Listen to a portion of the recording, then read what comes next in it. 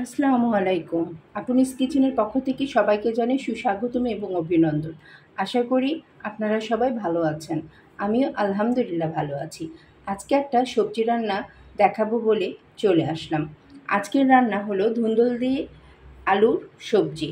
এটা হলো ধুন্দুল, আমি কেটে নিয়েছি। এখন আমি রান্নার প্রসেসে চলে যাচ্ছি। কড়াইয়ে একটি ফ্রাই প্যানে ফার্স্টে আমি ধুন্দুল নিয়ে নিচ্ছি। অতি সহজেই রান্নাটা হয়ে যায় আর সময়ও অনেক কম লাগে। এতে আমি দিয়ে দিচ্ছি রসুন কুচি ৫-৬টা এবং আদা হাফ চামচ, পেঁয়াজ কুচি এখানে আমি 5টি নিয়েছি। আপনারা আপনাদের প্রয়োজন মতো যতটুকু দরকার নিয়ে নেবেন।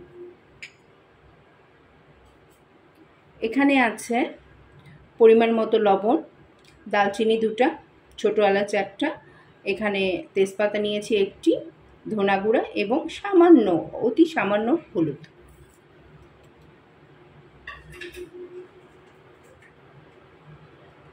এখন এখানে আলু দিয়ে দিচ্ছি। অতি সহজে এই সবজিটা হয়ে যায়, অবশ্যই বাসায় একবার ট্রাই করবেন।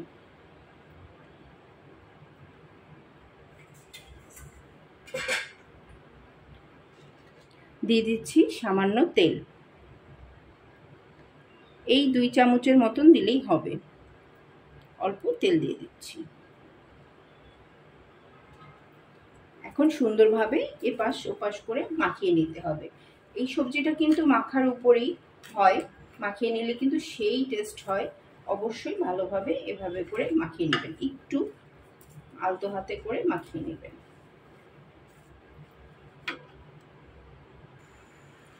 এই পর্যায়ে আমি দিয়ে দিচ্ছি কাঁচামরিচ। এখানে প্রয়োজন মতো কাঁচামরিচ নিয়ে নেবেন। কাঁচামরিচটা আমি শেষে দিচ্ছি এবং রুম টেম্পারেচারে সামান্য পানি দিচ্ছি, অল্প, কারণ ধুন্দুলের নিজস্ব পানি বের হবে এই সবজিটার, এর জন্য বেশি পানি দেওয়ার প্রয়োজন নেই। এখন আমি চুলাটা অন করে দিয়ে ঢেকে দিলাম। আসছি রান্না শেষ করে।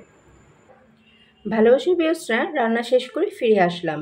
দেখেন তো কি দেখতে সুন্দর হয়েছে, খেতেও কিন্তু সেই ইয়ামি। ধুন্দুল দিয়ে আলুর সবজি অবশ্যই বাসায় একবার ট্রাই করবেন। এবং কে কোথা থেকে আজকের আমার এই রান্নার রেসিপিটি দেখছেন কমেন্ট বক্সে কিন্তু জানাতে ভুলবেন না। আজকে যারা আপুনিস কিচেনের আজকের এই রান্নাটা দেখছেন তারা বেশি বেশি করে আমার চ্যানেলটিকে সাবস্ক্রাইব করুন। আর ইতিপূর্বে যারা সাবস্ক্রাইব করেছেন তাদেরকে অসংখ্য ভালোবাসা।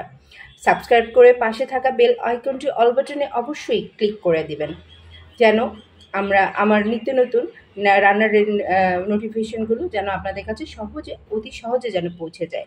রাব্বুল আলামিন আপনাদেরকে সবাইকে ভালো রাখুক, সুস্থতা এবং নেখায় দান করুক। আল্লাহ হাফেজ।